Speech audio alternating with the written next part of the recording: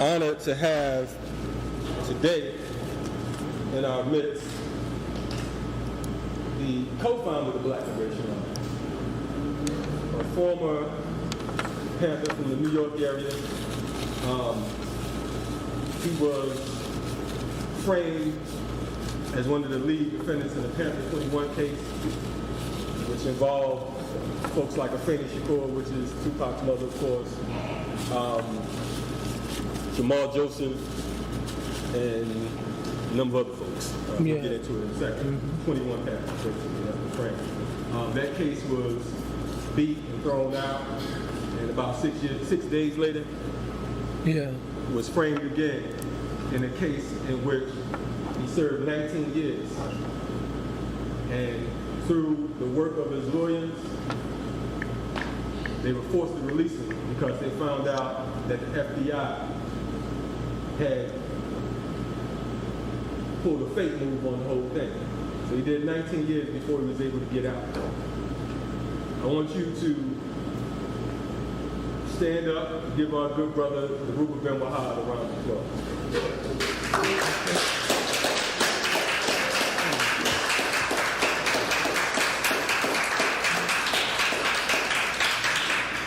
What we're going to do here today is we're going to do something unique. Instead of just having Dhoruba come in and do a lecture and we sit back and listen, what we're going to do is part of the reason why Zahra asked us about if you had any questions that you want to answer. We're going to actually do an interview live in front of you. And then after we finish this interview, we're going to open it up for a Q&A so you can get more clarity from you. Y'all cool with that? Everybody good? Okay.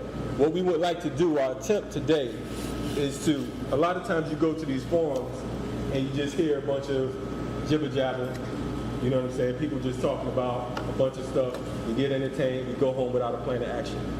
What we would like to do is provide plans of action. Dhoruba is also our advisor as far as the FTP movement. You know, so he's one of our elder advisors, so that we kind of stay on task with what we're doing. You know, we bug out sometimes as a people. But what we like to do is I'm going to ask him a series of questions. I guess the interview might last from anywhere from a half hour, somewhere around there, whatever. Half hour, 45 minutes, depending on how y'all feeling, unless y'all get bored. And then we'll open it up. Everybody cool? Yeah. All right. How you feeling, brother? Peace. What we like to do, they before you got here, the sister was running off like what she knew of Assata, you know, the case, you know, and just the basics of what was going on. So what we want to do is we want to allow the people the opportunity to get a better picture of who she is, what her purpose was, and why the situation is the way it is right now. Okay. Okay, so the first question I want to ask is, who is Assata Shakur, and when's the first time, you know, you made contact with her? Well, I mean, first of all, let me say that it's a pleasure and in many ways an honor to be here with young. It's a pleasure and an honor to be here with young black folks and who have some consciousness, who can take time out on a Sunday to come and try to update and upgrade their information about relevant things. So I feel very honored to have been able to be invited to this and come over and talk to you and listen to your questions. Now, I know a lot of you are very young, few exceptions, and to fully appreciate who Assata was, we have to try to understand the time that she lived in, the time that is applicable. You know, we have to be conscious of where, when, and how, the environment, how things occur and when they occur. Because history changes. It repeats itself, but it doesn't repeat itself linearly. It repeats itself in a spiral. And Assata Shakur was like probably most of you sisters here now. She was attending school at City College. in the late 70s, when there was a great upheaval of black consciousness, City College was a hotbed of black militancy. Professor Jeffries was teaching. Professor Smalls was up on the campus. We had Yusef Benjamin, who was doing lecture. We could see what type of environment it was, right? These are all these great historians that you've read about. I mean, they was alive and kicking up at City College then. So imagine that being your history class, and you were, constantly involved in these different struggles that were going on back and forth. So this was the environment that Assata was in, going to school. And she lived right across the street up in the Harlem Heights from City College, okay? And she was majoring or trying to go into the medical profession. So her majors were in that area. And of course, she got interested in the Black Panther Party, and we went up to City College, I did, on a couple of occasions to talk to students, just like I'm sitting here talking to you. And she was motivated enough to come down to the Harlem office on 7th Avenue to check out the party. So she rode down with her little white hot pants on, and a halter top, and a little big old poof afro on a little bicycle, rode all the way down to the Harlem office, parked in front of the Harlem office, and as everyone knows, Assata's a good-looking sister. So that caused a little stir with the brothers in the office. Everybody wanted to help her recruit her, So the sister came to the office, and she got involved with the community political education classes. We were having classes every week, and she started coming to classes and started volunteering to do work. And then we formed a chapter, NCCA, National Committee to Combat Fascism chapter, up in Washington Heights, where she lived. And she became part of that chapter up in Washington Heights with Isla Mason, Irving Mason, Frank Fields, who was killed by the FBI terrorist task force in Florida, Twyman Myers, who was killed by the FBI task force in the South Bronx, Anthony White, who was killed by the FBI task force in Brooklyn. All of these folks were in her chapter, the NCCF. You follow me so far? Everybody with me? So she became part of the medical cadre. In other words, the medical cadre then was dealing with our health clinics. This is picking up. Oh, I'm sorry, my bad. The medical cadre of the NCCF and of the Black Panther Party dealt with our free health programs. We had free health programs in the community where we would set up a clinic and people would come in for sickle cell testing, or we would try to get volunteers from the hospitals, mainly conscious black doctors who volunteered to come into the community and do free diagnostics, do free referrals, to do, minimal invasive treatments and stuff like this. So Assata got involved in that end of the party. That's how she got involved, as a medical cadre, okay? And unfortunately, this was right on the cusp of the split in the Black Panther Party. COINTELPRO had worked so hard to divide the East Coast from the West Coast of the Black Panther Party that it was becoming apparent that there were these tensions between the two, the New York chapter and the East Coast region and the Central Committee in the West Coast. And so myself and Setoreo Tabor and some other brothers and sisters increasingly turned towards our own cadres that we have been training and developing. And Assata was one of them. So Assata became part and parcel of the infrastructure as the split developed of the Black Liberation Army. She was a medical cadre in the Black Liberation Army. That's how she started out. She was running medical safe houses. In other words, we had access to hospital staff after hours. If we had a bullet, in New York and most places, if there's a bullet wound, you have to report it to the police. As soon as you go into an emergency, they'll call the police because they have a bullet wound. Okay? And so, of course, BLA members were getting wounded, and they weren't getting wounded in car accidents. They were getting bullet wounds. Okay? And so one of the ways we would treat them is we had underground clinics with all of the necessary first aid stuff to be able to remove bullets. But if there was really serious stuff, we would have to get them into a hospital. And that's where Assata came in, because we had excellent contacts with doctors in Harlem Hospital, in Montefiore Hospital, in Lincoln Hospital. So we could bring in a bullet wound person, a bullet trauma, through the back door, get them treated and take them out through the back door without ever getting reported. And this is what Assata assailed at that time. And a number of brothers owe their lives to her, and you may not know them. Some of them have passed away, and some of them are still alive. So that's what Assata's role was, okay? I think, to sum it up, basically, Assata became a revolutionary before she became a black feminist, if you follow what I'm saying. Because we have a lot of black feminists now who are saying that feminism should support Assata Shakur because she's being oppressed and she's being persecuted as a woman by this big bad bully United States government. Assata is being oppressed and repressed as a revolutionary, first and foremost. As a revolutionary Pan-African woman, first and foremost, that she stands for the liberation and the emancipation of women, and black women in particular, is self-evident. I mean, Assata was one of the better shooters in the Black Panther Party. Women tend to be better shooters than men. Don't ask me why, but they do. Once they get the training, there's something that kicks in where they're pretty good. And Assata was good.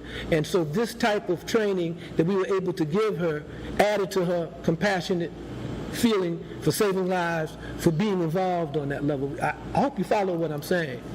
We were at war. We were at war, and the enemy was waging war on us. They were trying to kill us. Do you understand where I'm coming from?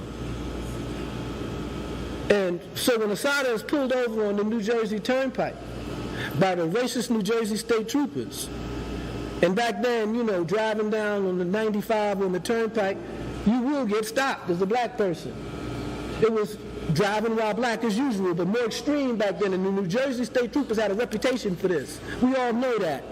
And so when Zaid and Sundiata and Assata was stopped on the New Jersey Turnpike, you have to understand that they were at war.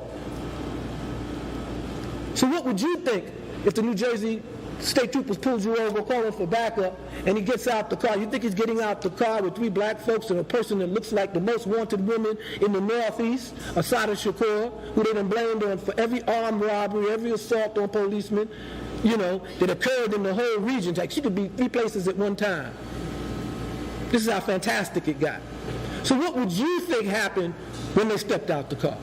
What would you do if a state trooper pulled you over and called for backup and you stepped out the car and you was wanted in 48 states? What would you do? So all this guilt and innocence, she had her hands up and she was shot, and all of that well may be true, but the fact of the matter, we were at war, and if the police got shot in the confrontation, it is to be expected. Therefore, our support for Assata is not based on her guilt or innocence. It's based on our support of our right to self-defense and our right to national liberation and our right to self-determination and our right to resist racist attack. That's what the support for Assata and for all of the political prisoners really, really means. You don't support them individually, you support the movement of which they became a part of and what they stand for. So guilt or innocence is irrelevant. Yeah, I feel sorry for the families of the dead cops and all of that stuff, but we got families too. And we suffered too. There has been no reconciliation and no retribution on those who violated our rights and murdered us in cold blood.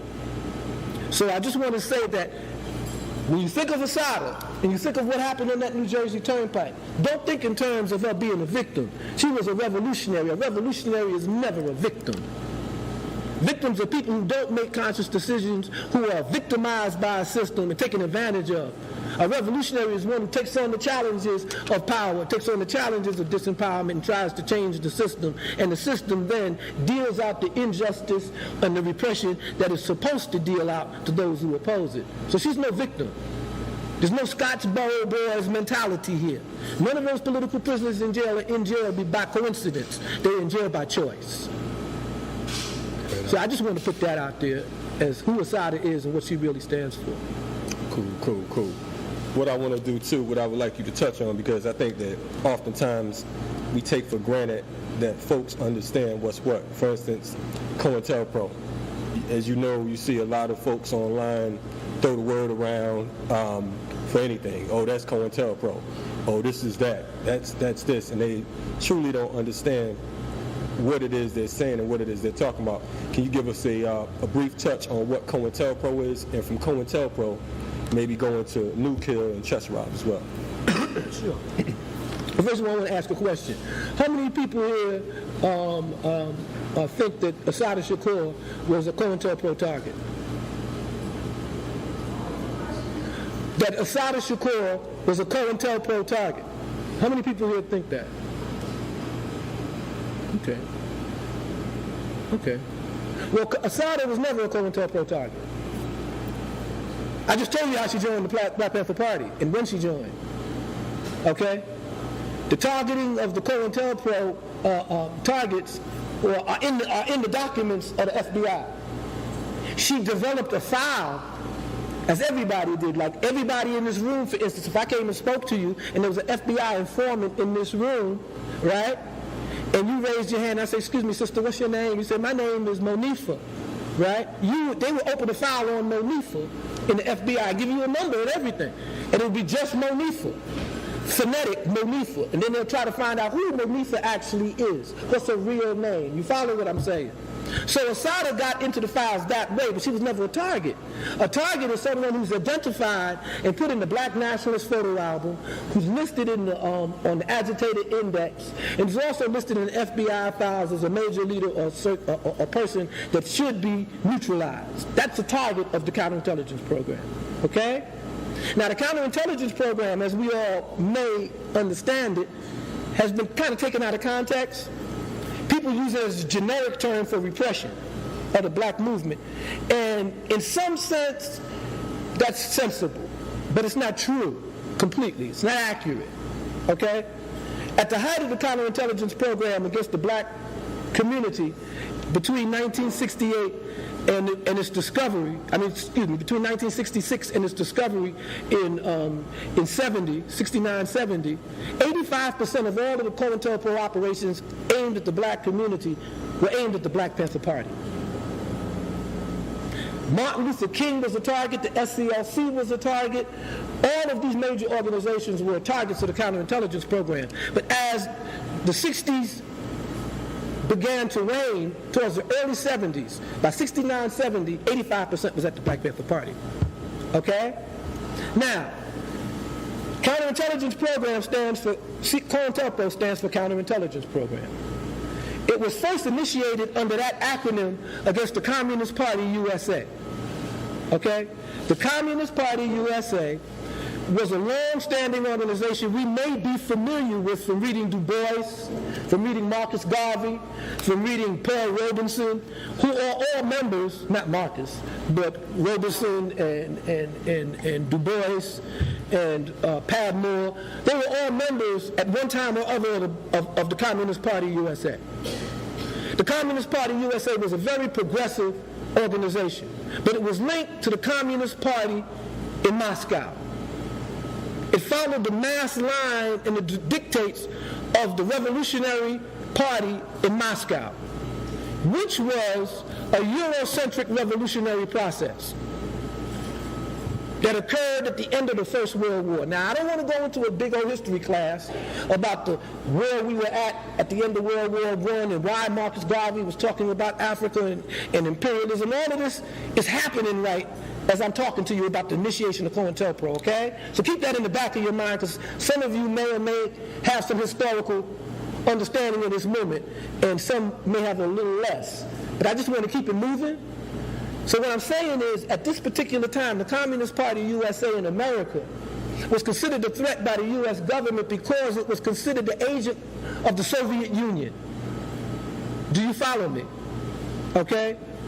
Now, during World War II, this wasn't much of a problem because the Soviet Union was on the side of the United States against the Nazis and against Japan. So it wasn't much of a problem.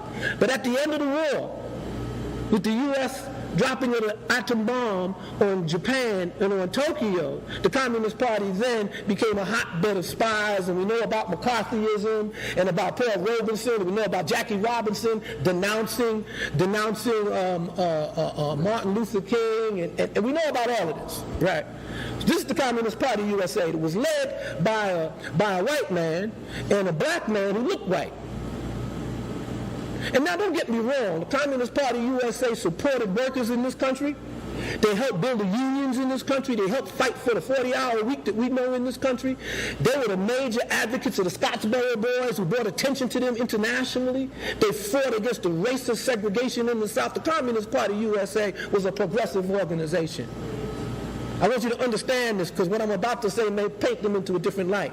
But they were a progressive organization, but they suffered from some of the residual effects of white supremacy and white skin privilege and racism. And they were dominated by Jews. Now we need to understand that this is the Communist Party USA. This is why Du Bois fell out with them. He used to be the editor of their newspaper. We know all of these things, right? Good. Here comes the Communist Party USA in the 60s. Okay? Black folks is burning down the place. Every summer, there's 100 and something riots in the urban areas. Okay? The U.S. is involved in a war in Vietnam that is losing. It's drawing international anti-war sentiments around the world. People are demonstrating against U.S. imperialism in Europe, in Asia, around the world.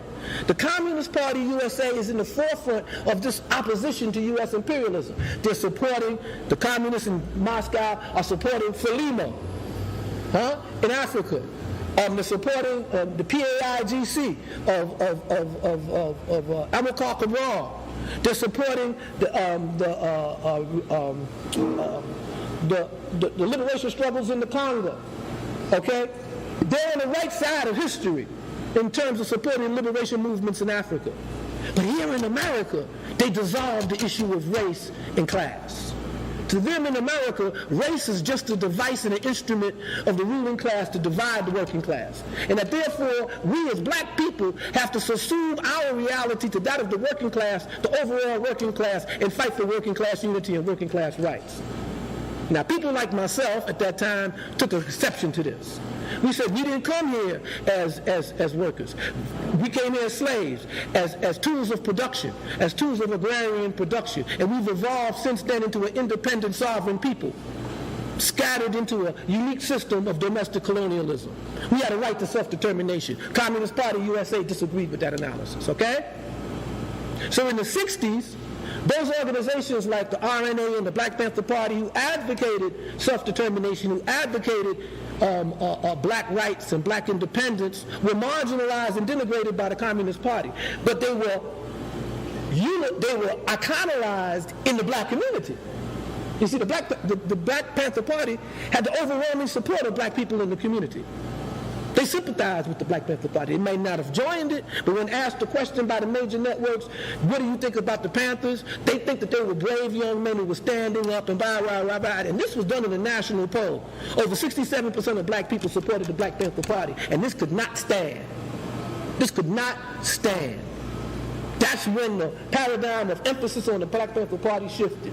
That's when the undercover agents and the reactionaries like Karanga and these other pieces of doo-doo up in Chicago and all of these knuckleheads that you now think are great professors and stuff, that's when they trotted these Negroes out to talk about how the Black Panther Party was controlled by white folks.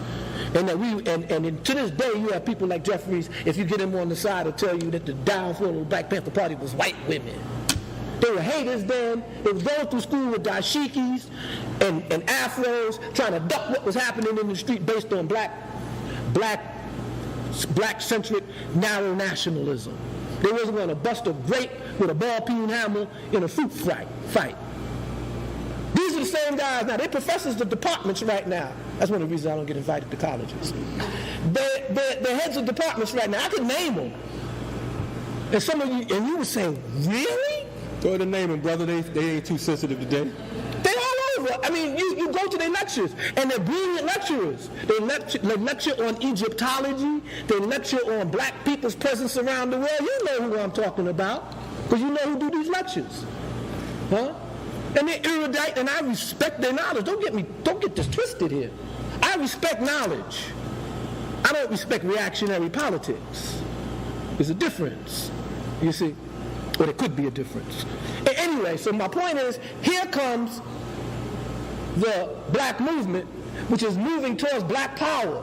which is talking about black workers have their own historical impetus, that we have to reestablish our historical personality, that we have a relationship of workers to the colonizer, not a relationship of class to class. And you got to remember, the Black Panther Party was the first national organization of black men and women to come along that had a class analysis, that was Marxist or Maoist in its viewpoint.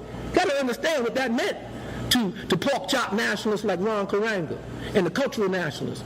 So they flipped on that. Yeah, they following a white man with a beard and all of this stuff. This is what they would flip on. Okay?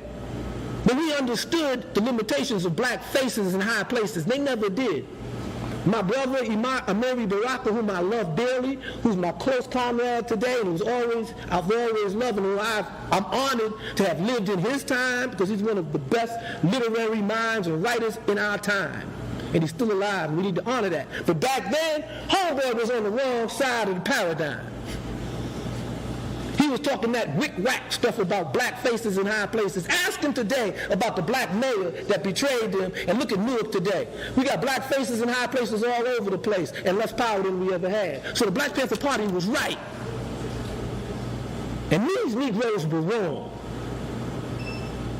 And that's one of the reasons why you don't hear about the Black Panther Party, except when they trot us out to vilify us. Or you have an Alice Walker who was tutored by a Gloria Steinem, a CIA agent who has this black male-hating form of black feminism, who writes an op-ed piece about the Black Panthers and the police being on a macho trip. We were just flip sides of the same coin, and we was just macho posturing. This is what this crazy woman said. Alice Walker. And then she turns around and says, support Assata Shakur, because I met her when I was on a writers' conference in Cuba, and I was touched by her spirit and her blackness and all of this, and then I came back, and she told me her version of what happened on, and I believe Assata, that she was innocent, and blah, blah, blah, blah, blah, blah. This is Alice Walker. Alice Walker met Assata in exile in Cuba. She knows jack shit about Assata with her good writing ass. You see? But people will hang on her words because she's an internationally renowned writer. Which brings me to the next issue. The Communist Party, USA, because they couldn't capture the black militant movement, created their own fronts. And one of the fronts that they created was the Che Lumumba Club in California.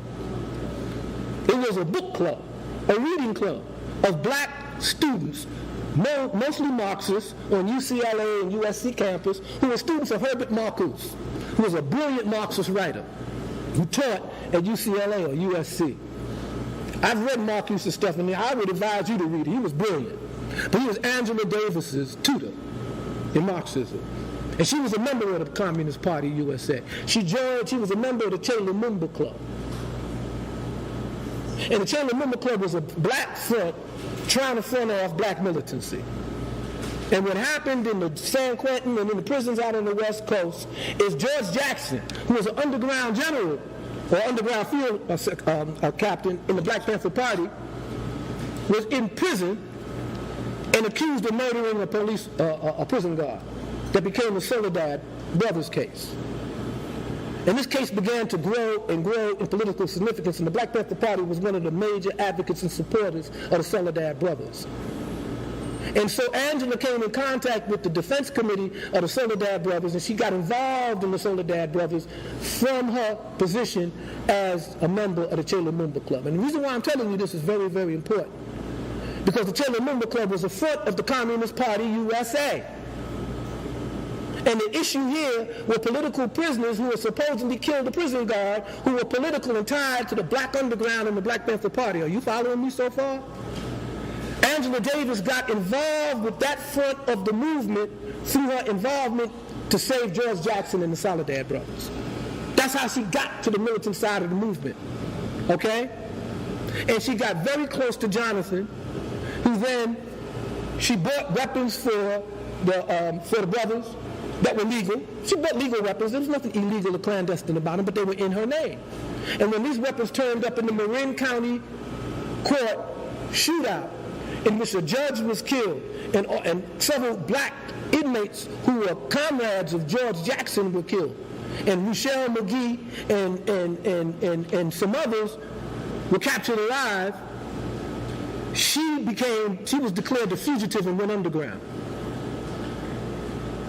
The Communist Party USA gave her a handler who was an FBI informant while she was underground. That's how she got busted. Right here in New York in the hotel. Okay? She got busted, she went on trial, she got busted, and it became an international cause. Why? Because the Communist Party USA put up Angela Davis as the face of black America and black militancy around the world. Wherever there was a Communist Party USA, there was a Free Angela Defense Committee. It could be in Thailand, there was a Free Angela Davis Defense Committee. I mean, she had Free Angela Davis Defense Committees in Azerbaijan. Okay? Because of the Communist Party and its relationship to the Soviet Union. She became the face of black militancy to a lot of leftists in Europe. Okay? So here she's going on trial for conspiracy to commit murder and all of these charges to kill this judge with Rochelle McGee, a prisoner and a comrade of George Jackson, who's been in prison almost his whole adult life, who was a soldier in jail, who took the position that as a black man and a slave in America, he had a right to try to escape. And he went to the treaties of the United States with the Barbary pirates regarding slaves escaping from captivity in America. He went back to treaties that the U.S. had signed on to show that he had this legal right to try to escape. Of course, Assata's defense committee, Angela's defense committee and all of them looked at him like he was crazy. And you know, in a legal case, in a defense, if me and you are co-defendants, there may be different circumstances of our involvement. And you may have a different attorney than me, right? And so your attorney might say, look, it's not in your interest for us to keep our case together. Because, you know, you have these facts going for you, and I don't. You know, and they have more on me than they do on you. So let's sever this case. And this is legal, and this is a strategy, and this is a sound strategy. And I'm not knocking it, okay? Okay? But Angela Davis had a black attorney that was appointed to her by the Communist Party USA. Rochelle McGee represented himself with this right of slave to escape defense. They separated the cases. Angela won her case, became a cause célèbre, toured the world to go to all those communist countries and tell them thank you for your support, came back to America, held a press conference, and along with Charlene Mitchell and some other black folks, established the National Committee to Combat Racist and Political Repression. A national committee which became another Communist Party front. And this was supposed to deal with political prisoners. So now we're getting to the point here about Assata. This was supposed to deal with political prisoners. The first case they dealt with was Ben Chavis and the Wilmington case. And a little-known case of a sister who had killed a prison guard in the South called Joanne Little. She had killed a prison guard who had tried to rape her. And they tried to paint her into a murder and give her the chair. The National Committee to Combat Fascism, against racist and political repression, took those two cases on. Okay? Took those two cases on. And because the Communist Party did not believe in black folks' right to self-determination and to self-defense, and they had this view about racism, they refused to support any BLA cases, any black liberation cases, any Black Panther Party cases that were involved with the shooting of policemen or that was involved with the armed front of the black liberation movement. And this dichotomy, this division, started by these leftist movements, okay, defined how we looked at political prisoners for the next 20 years. And you want to know why there's political prisoners in jail today? Why you don't know nothing about them? This is where it started at. That's how it started. That's how it started. So, question I want to ask you, with that, knowing what you're talking about with Angela and the whole Communist Party, so on and so forth, why is it that most people associate Angela Davis with the Black Panther Party? Again, it's a misconception. Angela Davis was never in the Black Panther Party. She was never a member of the Black Panther Party. She became a target of COINTELPRO as a result of her work in the Che Lumumba Club and being a member of the Communist Party. But we know that by 1968, 69, and 70, that the major focus of COINTELPRO wasn't on the Communist Party, it was on the black liberation movements. It was on Dr. King, it was on the Black Panther Party, it was on Fred Hampton in Chicago, it was on the Panther 21 in New York, it was on these cases. You see. So it wasn't that that she was not a COINTELPRO target. She may well have been, but it was not under the rubric of being a leading black militant, but as being a member of the Communist Party USA. You follow what I'm saying? And I remember how I started out. The COINTELPRO initially started with the Communist Party USA. So they were heavily infiltrated for decades. Decades. They were heavily infiltrated. Okay? And so I mean, they were more infiltrated than the Nation of Islam. Okay, which the police, by the time of Malcolm, feared more than the Communist Party USA. You see. So Angela was never a member of the Black Panther Party. She became involved, as I pointed out, with the Defense Committee for the Soledad Brothers as a member of the Che Lumumba Club. And the Black Panther Party supplied all of the soldiers, all of the footwork, all of the wherewithal for that Defense Committee. It was the Black Panther Party on the West Coast that supported George and his Defense Committee wholeheartedly to the point of trying to break him out of jail. You see. We talked about COINTELPRO. I want to shift back to Assata a little bit for those. Everybody cool? Y'all good right now? Okay. Am I overwhelming you with information? All right. Because I don't want everybody to get dull and they got a question and they can't come up with it because I don't overwhelm them. Is it cool? Are we still everybody on the same page? Yeah. We cool? I didn't lose nobody, right? I hope, no? Okay, cool. Go ahead. You lost whoever was supposed to have been lost. When we talk about counterinsurgency, I want a few words that people don't hear about: Newkill and Chessrob. Can you break down what Newkill and Chessrob is, since we kind of denounced the whole COINTELPRO notion in regards to Assata's case? Yeah, okay. I believe it was early 1971 or late 1970 that some white radicals broke into the FBI office in Reading, Pennsylvania. 1971. 71. Yeah. I was in the hole in Comstock in 71. I was in the box in Comstock in 71. And I started 25 to life. I just got convicted for the shooting of 2 cops in New York. Their wounding and everything. And I was in the box. And then I read about this COINTELPRO. And the kids that broke into the office released all the information to the media. And here for the first time were people reading about this secret FBI program called COINTELPRO, in which it was targeting black leaders and radicals in this country for neutralization, for defamation, and all of these things, right? So when I heard this, I called up one of my attorneys, Robert Bloom, who was one of the leading attorneys on the Panther 21 case, and I said, I believe that I have a COINTELPRO file, because, I know I didn't do what they said I did, even though I happened to agree with the fact that it was done. But it wasn't me, So I said, okay, so let's see how they worked this frame up, right? And so I wanted to see. I know they had information that it wasn't me. Okay, they had to have the information, just didn't give it up, right? So I decided to file a suit, and so I filed a suit. And in the course of filing the suit, they first said, we don't have nothing but his criminal record. So they gave me about 10 or 11 volumes of 1,000 pages each of my criminal record, my criminal conviction, 21 case, everything that everybody knew about, right? And may Allah be pleased with it, I happened to have one of the first black judges, female judges, that were appointed to the federal court. I think she was appointed by LBJ. And that was Mary Johnson Lowe. And for those of you who don't know this black woman, go back to your Google and Google her name, Mary Johnson Lowe, L-O-W-E. She was an old civil rights sister from the NAACP Civil Rights Defense Fund, came up with Thurgood and all of them. And she was now a federal judge. And she sat in the Southern District. And that's where my case went. Right?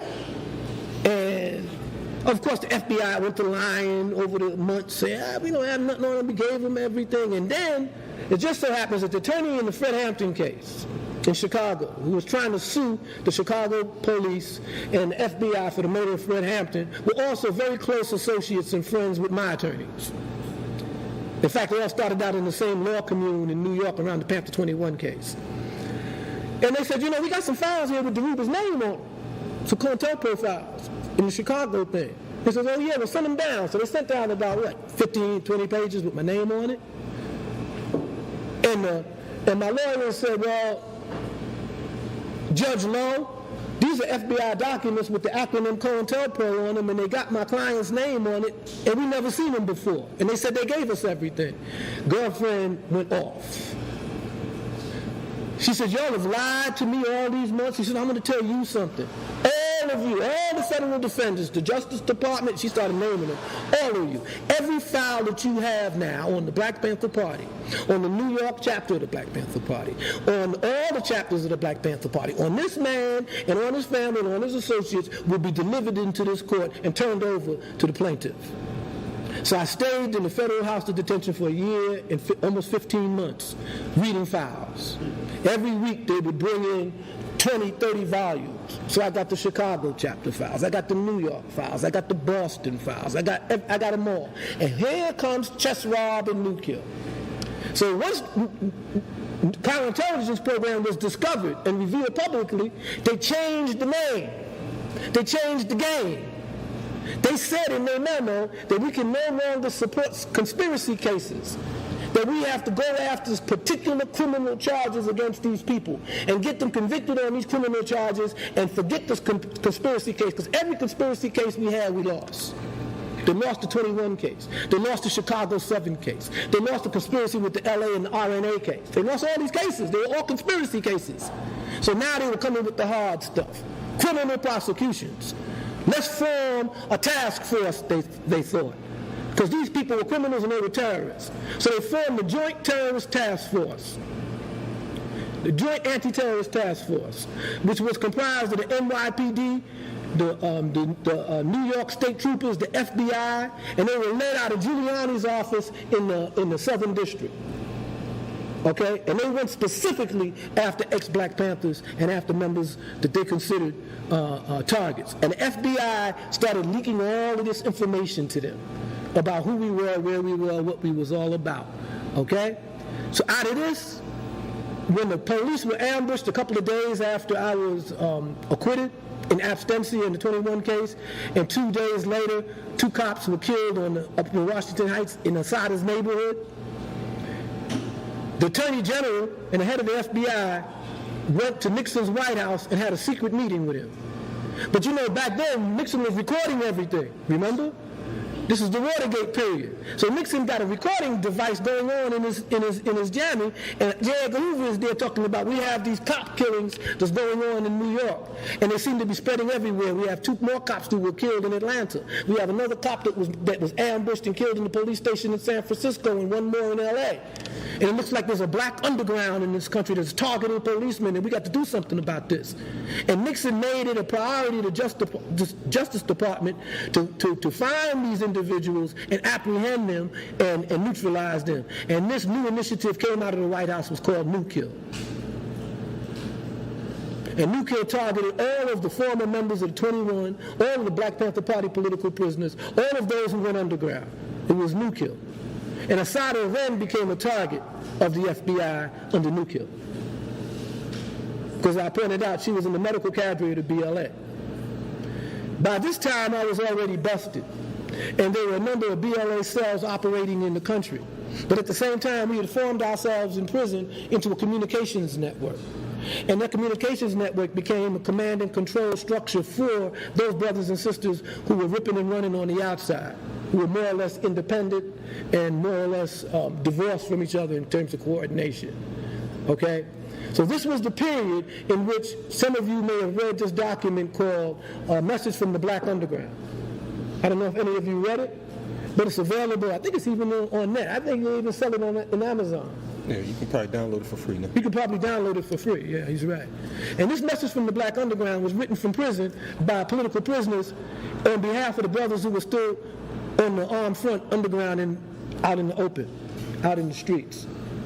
And it was this period of time when the so-called black activists began to betray those brothers and sisters who had took up arms against the enemy.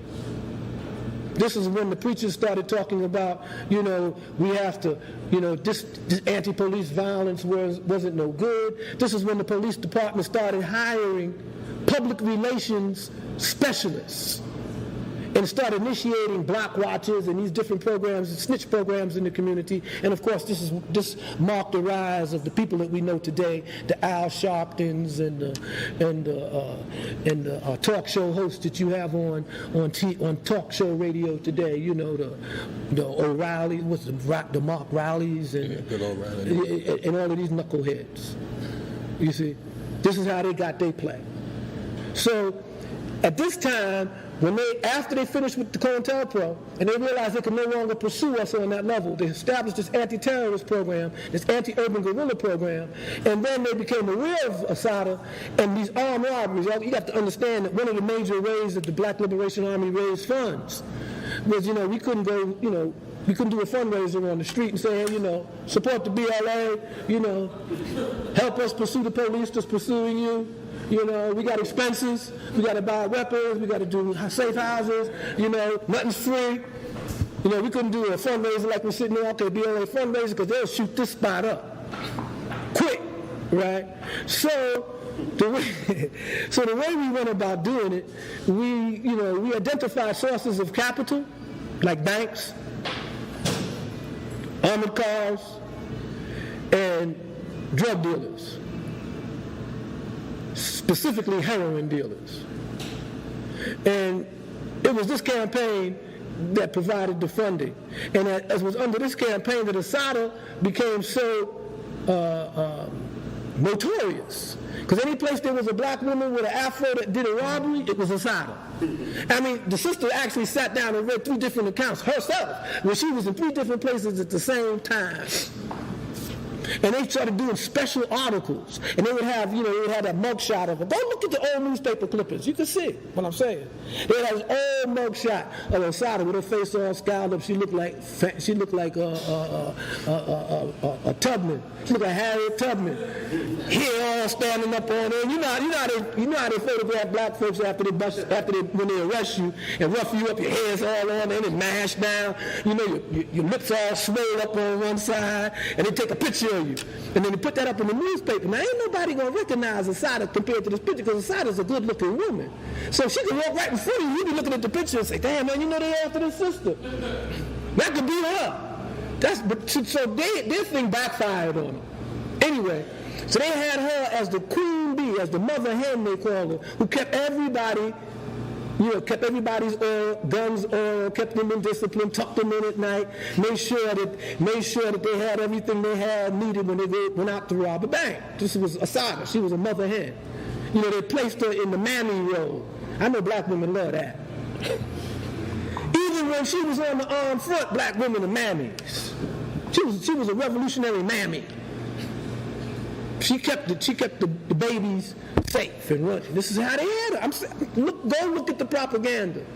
So she became #1 target. They established a whole program called Chessrob. Chessrob robberies. That's what Chessrob stood for.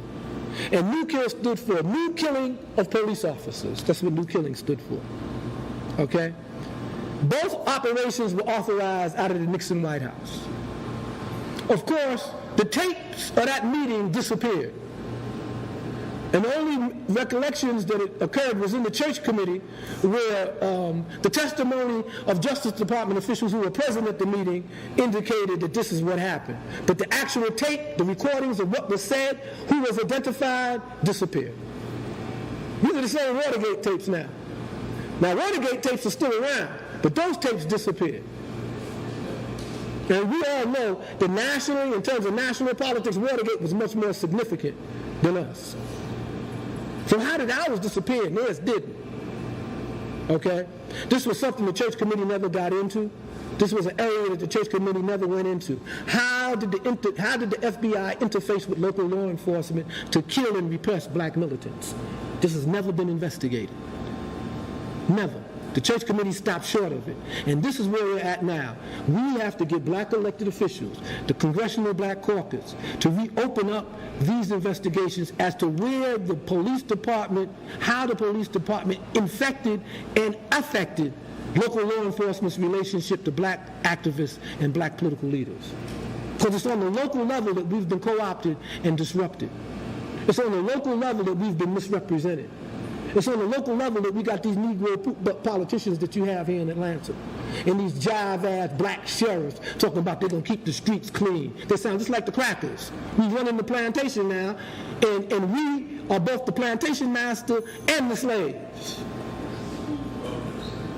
Yeah, we are. Look at the po-po. You see? So things have gotten this way because of this history. And this is only a small part of this history that I'm talking about. What I'm talking about is stuff that directly, that we were directly involved in. There's stuff that was happening internationally in which we were indirectly involved in, like Sekou Odinga. If Sekou Odinga was a white boy, they would get Brad Pitt to play his role as a born supremacy type character. Here's a man, Sekou Odinga, who was one of the Panther 21, who when they came to get us at 4 o'clock in the morning, sneaking up on us with these SWAT teams, escaped, actually heard them organizing down in the street, escaped from being surrounded down a drain pipe, 5 stories up, slid down the drain pipe. Drain pipe was peeling behind him, slid down the drain pipe behind the police who had cordoned off the whole neighborhood, slipped out the cordon, escaped down south, hijacked the plane, went to Cuba, stayed in Cuba with Eldridge Cleaver, went from Cuba to Algeria as part of the international section, worked with the Palestinians and the PLO, George Abbas and the PFLP, went and trained in the Congo, and then when the Black Panther Party chapter in Algeria dispersed, he went to North Korea, trained with Frelimo, and came back into the United States through Canada and ran the Black Underground and has helped Assata escape from prison. He was the one that was the mastermind of that. Sekou Odinga. If that don't sound like a Hollywood script, I don't know what does. And he has grandchildren right here in Atlanta. Sekou Odinga. And ain't one black director, ain't one black, Will Smith has even thought about doing this story. This man's alive in prison, in Clinton prison right now as we speak. He ain't even dead yet. Check that out. All this, they be looking for stories of black, they be making up stuff, right? We got The Rock playing all kinds of, The Rock whose son's a snitch. You understand? We got all these made-up characters, Fast and Furious. We got phony militants being portrayed on every time you see a movie on Bounce. Look at this new movie now with Oprah Winfrey. What was this one called? This new one coming out? Oh yeah, about the butler. Did you see that one? There's one coming up about the White House butler and how he changed Kennedy's opinion of black people. And if it wasn't for the butler, we wouldn't be free. And they start talking about the historical nature of butlers for black folks. And that being a house nigga, they changed the whole dialogue on Malcolm's analysis of house niggas. Now, this house nigga is the reason why John F. Kennedy was steadfast and LBJ was steadfast in the civil rights, was because he humanized the face of black folks, because he served them. And they got Forrest Whitaker playing this, so they got a good actor playing this. And Oprah Winfrey is in this, and this other woman is, I think Oprah Winfrey is the butler's wife. Yeah, this movie's coming out, major production coming out. The house nigga saved us. But don't be for the house nigga, we don't be here. And in the coming attractions, we were sitting there watching this yesterday, right? In the coming attractions, they got a whole piece on the Black Panther Party. Because one of her kids is a militant and becomes a Panther. And she's talking about all that militancy you talking about with a Panther in the background. She's in the Black Panther Party office. God knows where it's at. Talking smack. Say, if all it wasn't for your father, you wouldn't even be able to do this. And you going to call him my Uncle Tom? Rewriting history. They're doing it with the movie Angela. They rewrite history. They're not putting this history that I just told you about Angela and what happened with political prisoners in her movie. Go see her movie. She makes like she stumbled up on the Chamber Member Club. She was never really down with it. She just, stumbled up on it. When her best friend who grew up with her, family was a historical member of the Black Panther Party. They were in the Communist Party. They was in the Communist Party USA since the Bolshevik Revolution. Now it's 1918. okay? So all of these things that are coming out today, the Jackie Robinson story, 34, whatever his number is, 42, that was his number? 34 was Jim Brown. I'm sorry, Jim. My bad. 30, yeah, my bad. Yeah, even 34 was, what's his name? It was Walter, wasn't it? It was Sweetness. Yeah, flashbacks. You know what I mean? I can't diss them by putting Jackie on them. But yeah, they got all these revisionist histories of black folks. Check them out. Angela comes out, free Angela and all political prisoners. So that's how political prisoners happen. We see what happened there. Okay, the butler freed us. We see that here. Even got Django in a fictional joint. You understand? Shoots Muffy in the hallway, you understand, and rides off into the sunset with the sister.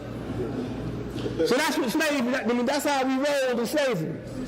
You understand what I'm saying? Now we know there's a whole bunch of stories that can be told, from Denmark Vesey, even to Nat Turner and the white boy, John Brown. If you read John Brown, you'd be shocked. John Brown was blacker than everybody that was around him, including Frederick Douglass. Frederick Douglass said, man, this dude got a plan, and this plan will get us all killed. So although we understand your sympathies and we down here with this plan, and come to find out that when you examine the history of this move, that John Brown could have succeeded if he had had that support. He could have actually militarily succeeded. Because the government back then and the militias back then could not handle that rebellion the way it went down. And they barely got a handle on it without their support. So my whole point here is that they're rewriting history as we speak. And this is why we hear all this madness about Assata. Okay, this is why they hold a press conference declaring that Assata has been added to the top 10 terrorists wanted by the FBI. I got one more question. No, she has a question. Okay, we want to take it to. We're going to open the floor up in a second, but I just want one more question, just for clarity. And the question is, the question that one of the folks asked: why now? Why do they feel that Assad is a threat now with this whole $2 million bounty? And also, we just heard that Ben Jealous, the president and tap dancer for the NAACP, stated that they have been taking a position. Why hasn't Ben Jealous and folks like Reverend Al taken a position on the Assata Shakur case? Well, I don't know if we respect the position Reverend Al takes, given his history with trying to entrap Shakur. But I think we need to understand why this has been done. This is what I want to show you. And, we could say, on the one hand, one of the reasons why you say, well, why is Assata trotted out now? I mean, she hasn't had no articles in the newspaper. We haven't been reading speeches anywhere. She hasn't been exhorting black folks to rebellion. I mean, she's quietly in exile in Cuba. And then all of a sudden, boom, press conference, first and the only female added to this list. Everybody's like, whoa. You see? Okay, so everybody comes out and says it's just about persecution of a black woman and blah, blah, blah, blah, blah. But the fact of the matter is that we have to look at what's happening right now with the Obama administration, geopolitically. What is Obama's new policy in Latin America? Just 2 weeks before Obama did this, so a couple of weeks before he did this, he met with the Mexican president, the new Mexican president, and he announced America's new emphasis in Latin America on support of economical assistance and a de-emphasis on the war on drugs and on military assistance to the region. This is because of the success of individuals like Chavez, the recent regime in Brazil, who are all so-called leftist-leaning regimes. The brother in Peru, Morales. These forces have shifted the geopolitical power in Latin America to the left. And of course, Cuba has always been there. Cuba has always been a stalwart of not just Africa, but on progressive movements in Latin America. And Chavez was like a threat to the U.S. He was like a younger version of Fidel as far as they were concerned. So that's why he was killed. It's funny that all of these leaders die of cancer before the age of 50. You see? But anyway, this paradigm of leftist progressive governments has shattered the whole U.S. hegemony in the region. Okay? And not only this, it has threatened to create a whole new global geopolitical paradigm that they call the Brazilian,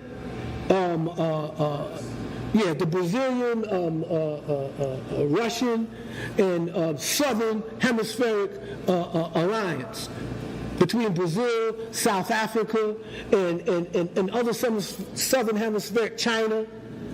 It's Brazil, China, South Africa, and it's all southern third world countries who are developing and have strong economies.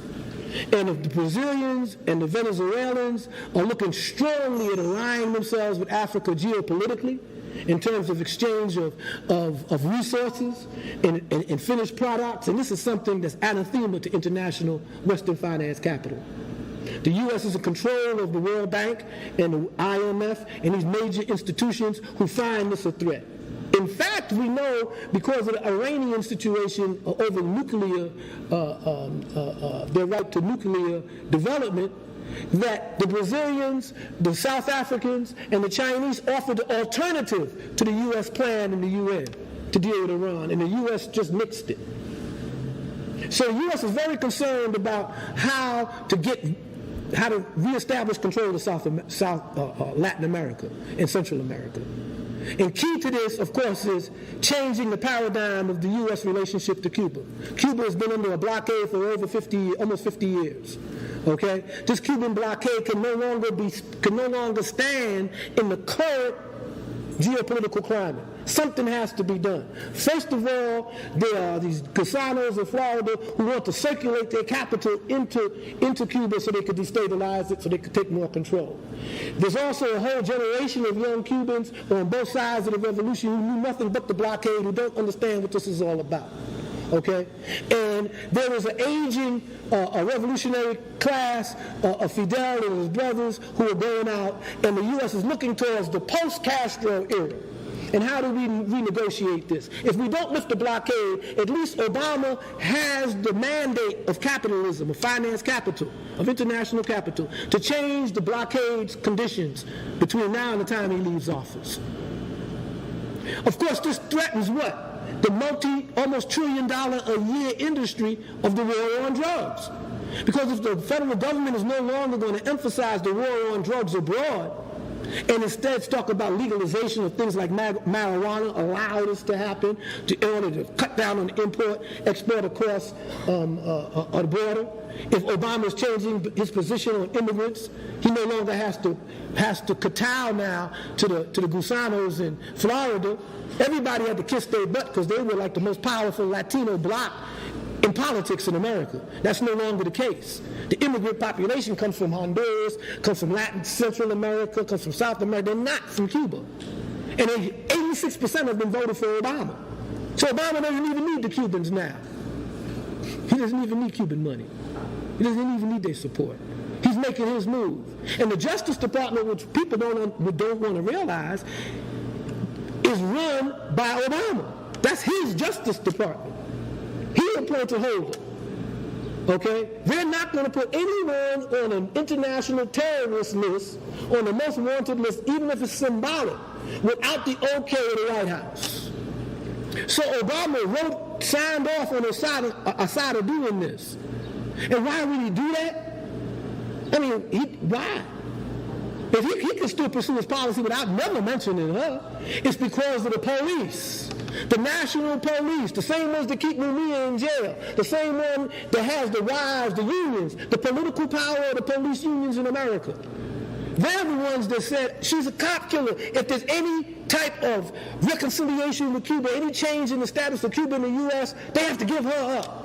They can't let a person that killed policemen live in exile and in freedom, because it's their position. Anybody that kills a cop should never get out of jail, period. That's why the political prisoners are still in jail. They're not in jail for no other reason than they're charged with killing cops. So they're only going to be free when we break the political power of the police over the state and federal political infrastructure. So it's simple. Writing letters, demonstrating in the streets is not going to get them out of jail. It's removing the political power of the police. It's decentralizing the police, making residency in the police department, making a residency clause. You police in South Atlanta, you live in South Atlanta.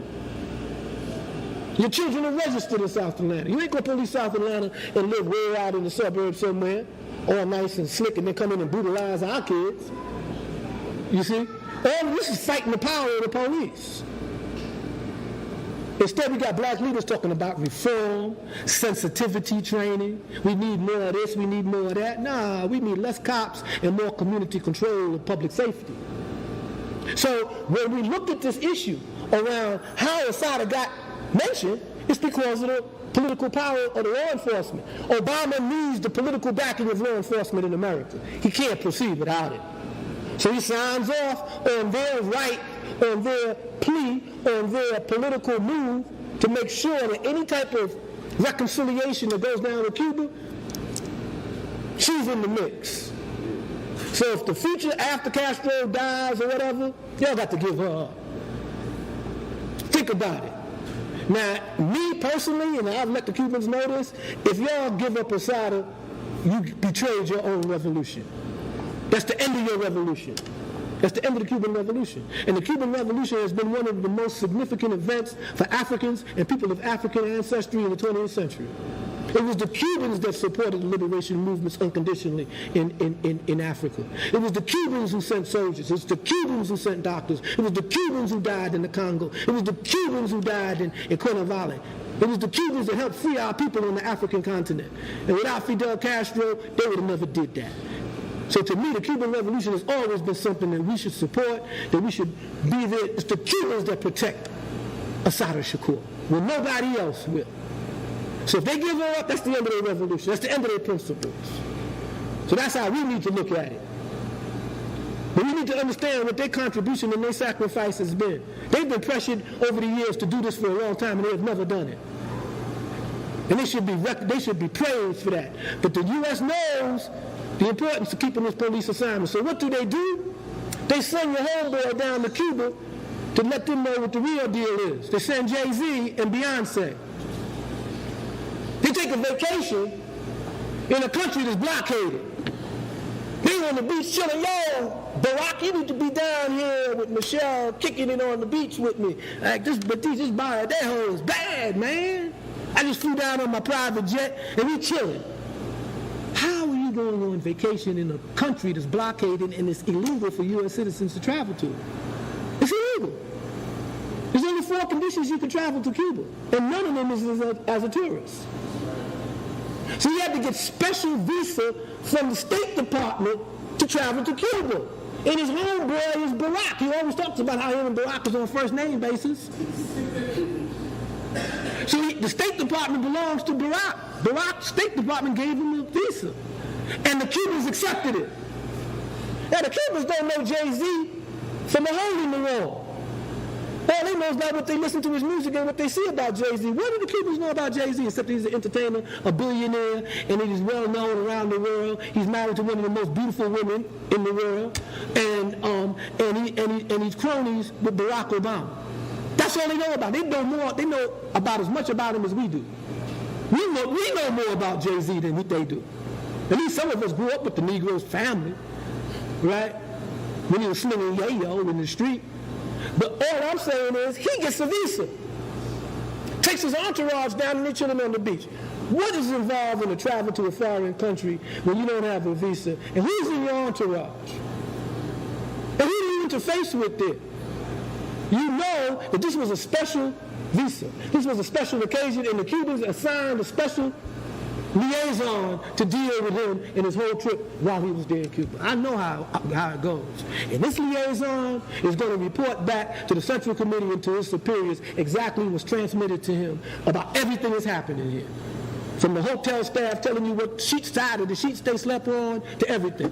Believe me, by the time before they left, the Cuban Central Committee had a whole report on what they was about, why they was there, what they said, and when they said it.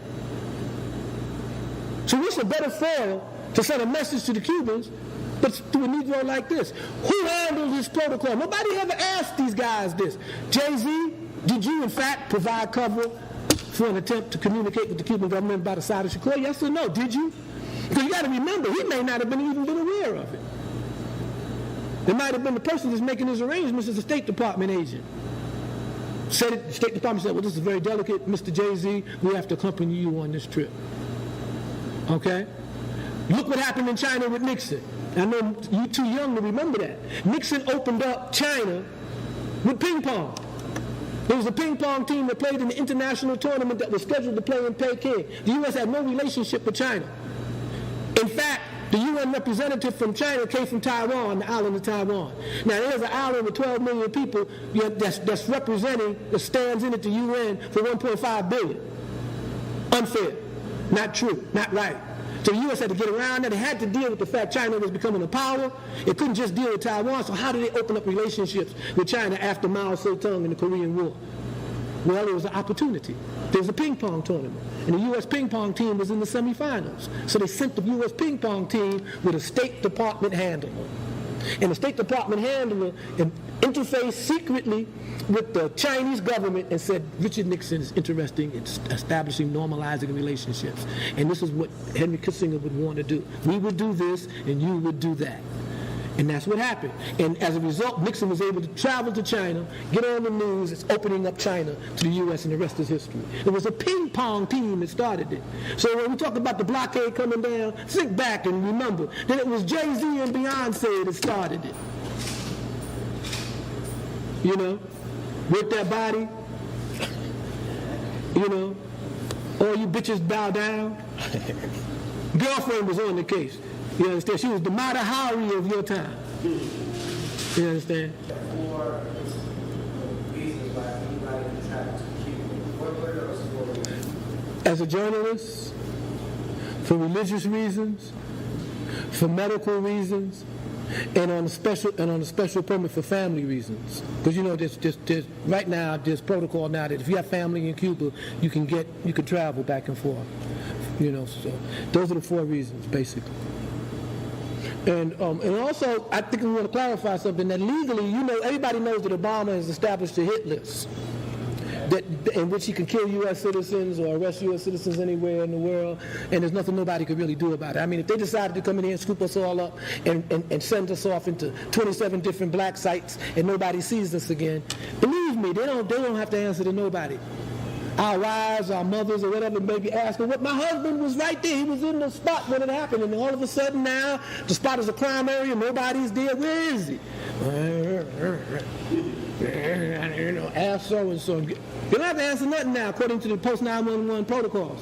But the list that Assata was put on is a different list. Okay? This is the FBI's publicity list. You know, this is the one that they use to hype, like, you know, these are the people we really want to get out there. This is their political list. You know, their public relations list.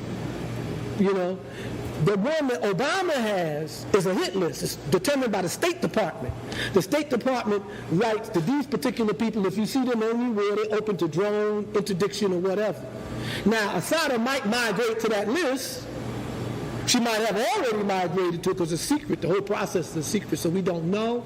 But that actual list that that the police unions that held the press conference for, that was a different list.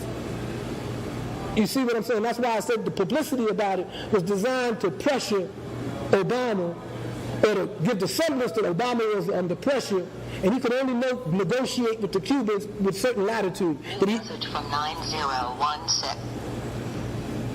You follow what I'm saying? Any other questions? So now what? As a civilian citizen, what can you do, or what can anybody do, or is there anything anybody can do to support other political prisoners, potentially get Assata off the list? I heard you say something about police state, so advocating for police to be from the communities in which they patrol. What are some things, or is there anything that you recommend? There's a lot of things that we can do, and all of them will have a ameliorative effect. One of the things that we can do is we can organize locally, by city, by community, to decentralize public safety, and get it on a referendum, get it on the ballot. Now, the fact that we're trying to put it on a referendum means we have to get out in the street and raise votes. We have to agitate. We have to bring people with information about why they should vote for decentralization. And when we talk about public safety, we're not just talking about police. We're talking about fire. We're talking about emergency responses. We have the examples of Katrina and Sandy to show that we have to be more trained and more in tune as a community to be our own first responders. We're talking about closed firehouses, that we need to open them back up, and brothers and sisters need to be trained in public safety so they can volunteer in these firehouses. We have to talk about ambulance services, EMS, community health. This is what, see, we bury these knuckleheads in public safety, not cops. Okay? And that we're talking about public safety districts, and that the district boards should have public safety boards that we elect, and they should determine the policies for public safety administration in their district. You see? And those districts that don't have resident clauses, like the financial district or where the office buildings at, let that accrue to the state and to the city, and let them, because we know nobody's living there. It's about property. It's about regulation of property and garbage collection. All this is public safety. Public health is public safety. So when we organize on that level, sister, you see all these questions come up: mass incarceration, the criminal, why we being marched through these courts, all the taxpayers' money that's being used for minuscule amounts of marijuana and DUI cases, hundreds of thousands of dollars they're raising. All of these issues then become, what are the cops doing? I didn't elect you to let the cops to pass this bill. You got to remember, everything they do to us, our elected officials passed the bill. We just didn't know anything about it. So that means organizing public political clubs. Organize a political club here in Atlanta. Your political club. All y'all in it. Okay? Then you have your little political congregations, and you start, giving out information into your little district to your people. And then when a guy wants to run for the district, for your little district representative or your whatever, he has to come to your political club and say, what's in it for us? Why should we vote for you? Well, I think you should vote for me because such and such and such. But we have this issue. Are you going to stand up for this issue here for us, and then we'll vote for you? Become a political club. Independent. You're not with the Democrats, you're not with the Republicans, you're independent. Okay, hold these knuckleheads accountable. Mass incarceration occurred on the watch of these Negro leaders. They weren't absent. They were the ones calling for more cops. They were the ones talking about we need more prisons. They were the ones talking about all this smack about our youth were out of control. And now we got 2.5 million people in jail. Over 65% of them black folks. That subtracts almost 5% of the voting power of the black community nationally. And now everybody's up in arms about Michelle Alexander's book, and this is a new Jim Crow, and this is a terrible thing that happened. You Negroes let it happen. I'll follow up as an elder, and a lot of us being here younger, and me being a part of the movement and experiencing what experience over the years. I used to do folks who want to do this kind of work, who are already doing this kind of work, because I don't feel that generation pre us dropped the ball. Well, I think ensuring that the roles that they carried or work that they were doing were carried on. So oftentimes folks are unfortunately thinking that they need to reinvent the wheel, but it's just because that's why there's a gap. it is a gap. Information passed down on how this be carried on. Yes, there is a gap. And that gap is intentional. Because one of the stated purposes of the counterintelligence program, and it's stated in their documentation, that we have to ensure that each generation of African youth, don't become revolutionaries. That they understand that the only revolutionary is a dead revolutionary. That they would rather be a basketball player, a sports figure, an artist, respected by whites and blacks alike, than to be a revolutionary. And so what that translates into, and this has been since slavery, this has been since the bullwhip days, is that each generation of black men especially has to grow up alone. And the only unifying glue that has provided continuity has been the black family and certain basic black institutions like the black church. You see? They provided some framework of continuity. But each generation of black males had to find out for themselves what it was all about, because the last generation was wiped out. Okay? People had to rediscover Malcolm. Why did they have to rediscover him? Because there was no movement left. People are rediscovering Assata. If they didn't put Assata up on 10 Most Wanted, we wouldn't be having this conversation now. Okay, the enemy hasn't forgotten what we are and what we could be. We've forgotten because they've made it intentional to make sure that what he learns can't be passed on to you. And you got to understand, in the counterinsurgency manuals that were circulated in the 60s and 70s, a primary objective of counterinsurgency was to create the inability of the guerrillas to pass on leadership, knowledge, and skills to another generation of guerrillas. This is why they had to kill Amilcar Cabral. This is why Patrice Lumumba was killed. This is why Eduardo Mondlane was killed. This is why all of these freedom fighters were killed, so that they would not pass on what they have learned to another generation of freedom fighters. And this is why the Vietnamese succeeded, because they understood and they made it clear that they didn't know that they were supposed to lose this battle. They didn't have no expectation of losing because they were going to fight from one generation to the next. We fought the Chinese until they left. You understand? We fought the Cambodian Empire until they left. What makes you think your ass is staying? You know? And that's how they won. They were able to pass on the struggle from one generation to the next until the enemy tired and withdrew. We don't have that luxury. We always reinventing and reestablishing the links to the past. This is why we see the movies. The house nigga saved us. That's a movie. It's called The Butler. What is it called? Benta, where's she at? It's called The Butler. Yeah. He just defined it so you can understand it clearly. It's called The Butler. I ain't lying. I wouldn't have believed it if I didn't see it yesterday in the movie. If you would have told me they got a movie talking about how the butler liberated us, I would say, now you exaggerate.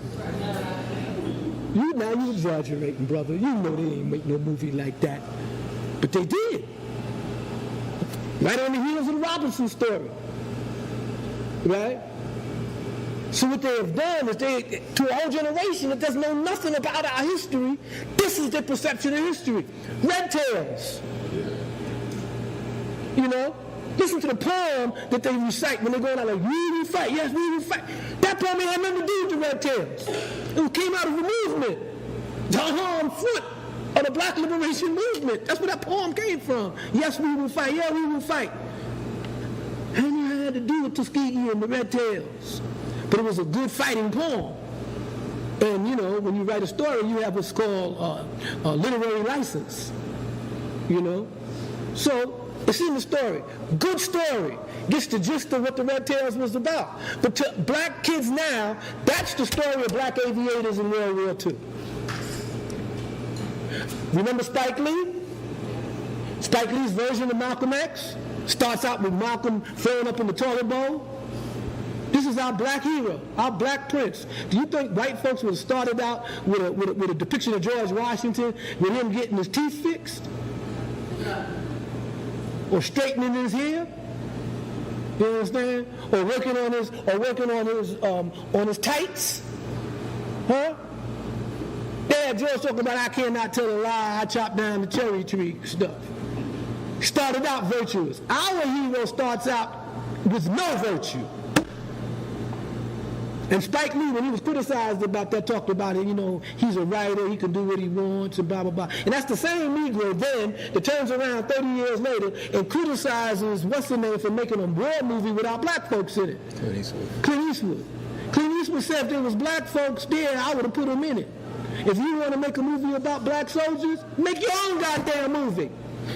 And then he went on and made Santa Ana, Miracle of Santa Ana. Okay?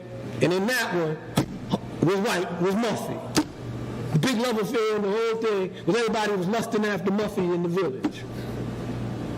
Here black folks got their heart in their mouth in Italy about to get murdered by Nazis, surrounded, and all a black man can think about is a white woman. This is Spike's story. That knucklehead. You see? So what I'm saying is, we are having our history, I call it stealth history.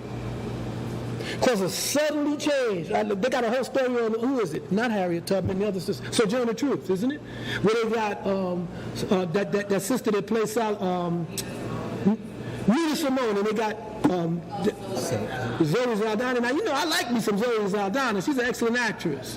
And she, you know, but I mean, you know, they picked. You can't yell at her really, because it's the people that wrote the script and did the casting are the ones that's so fault. You can't blame her down for a black woman that don't want to play Sojourner Truth. Are you serious? Of course I want to play her. Now we're going to scream and holler at her because she want to play Sojourner Truth? Nah, it's the people that scriptwrote that and know that presenting Zoe Zaltana in the form of Sojourner Truth is creating a certain imagery, a certain idea of what Sojourner Truth was about, because it's also about how she looked. Looks are important. If we don't believe looks are important, look at how they portray black heroes and sheroes in a movie. Looks are important. Remember the first superhero that Will Smith, he was a drunk. He was a drunk. Cussing everybody out, fighting on people and stuff. This was the superhero. Our superhero didn't come in squeaky clean like Spider-Man or Superman from another planet. He came in as a drunk. In fact, he was an orphan. You know the story. He was an orphan and he got these superpowers, and the other person that got the similar superpowers that's left is Muffy. The white woman. Hancock.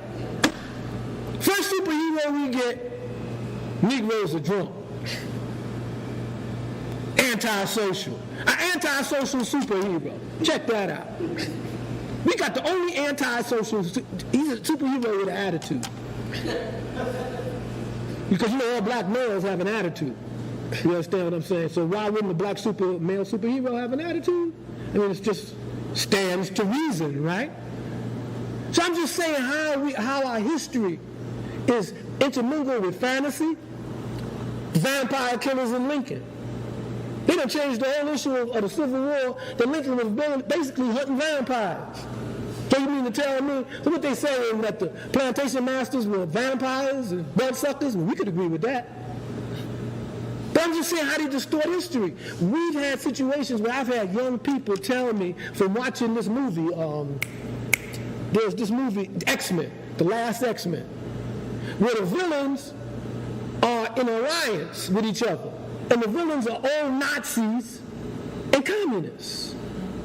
Now we know that the Nazis hated the communists.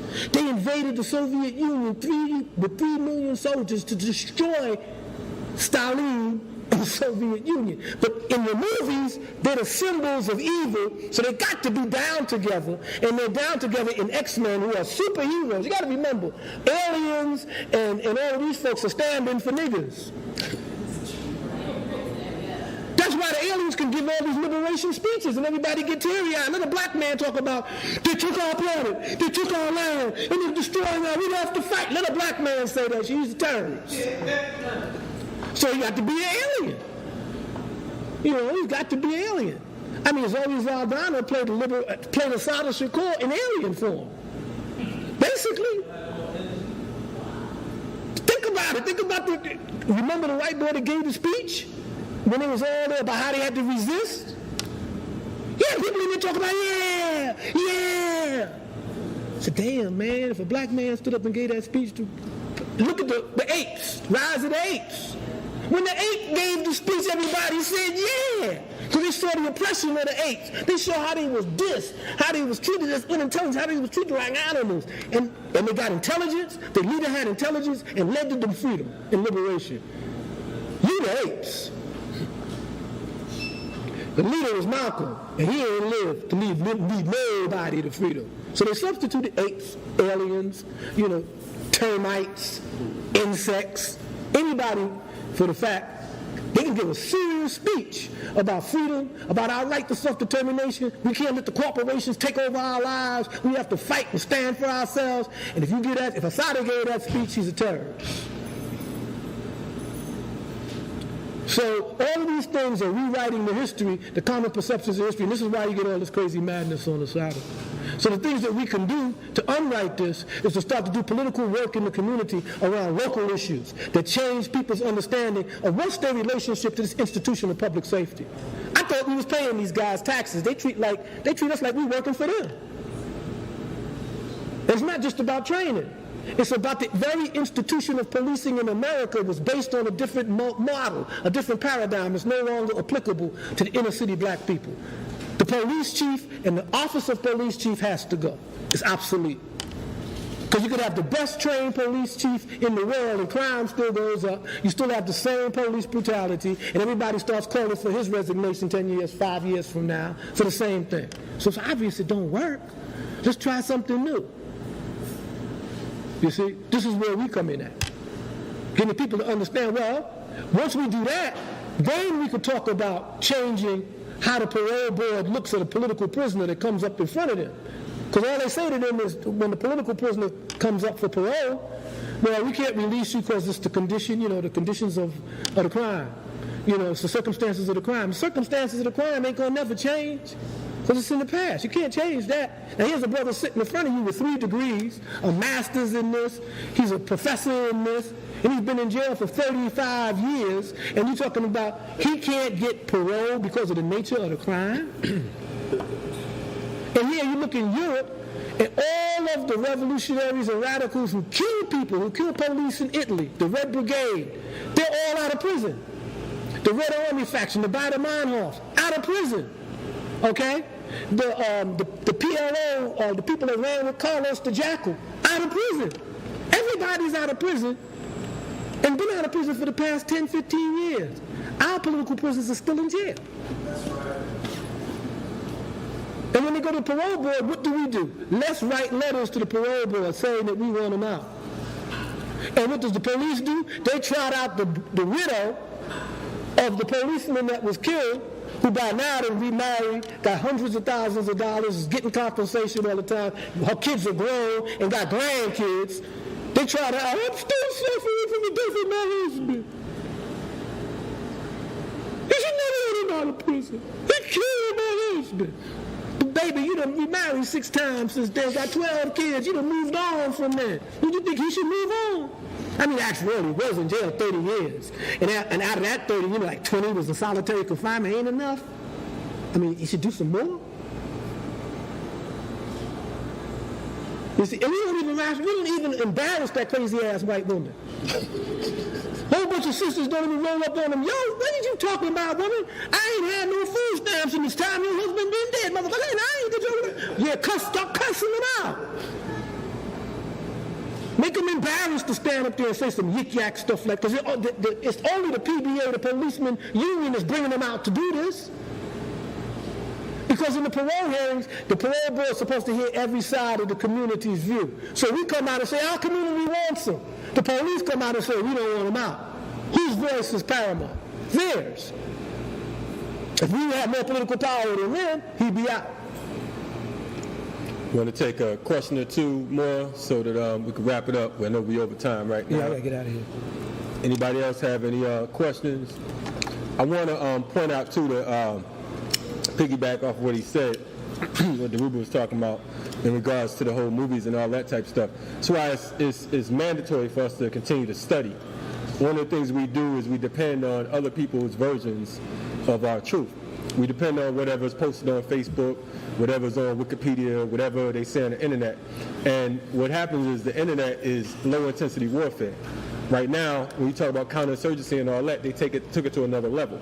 So you can have, instead of us looking for what's real, we'll look at who's producing it. For instance, we'll see that Will Smith and Jada and Jay-Z and Beyonce will produce a Fela movie.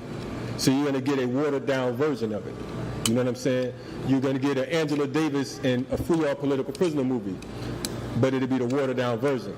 Again, Angela Davis's co-defendant, Michelle McGee, has been locked up for over 40 years.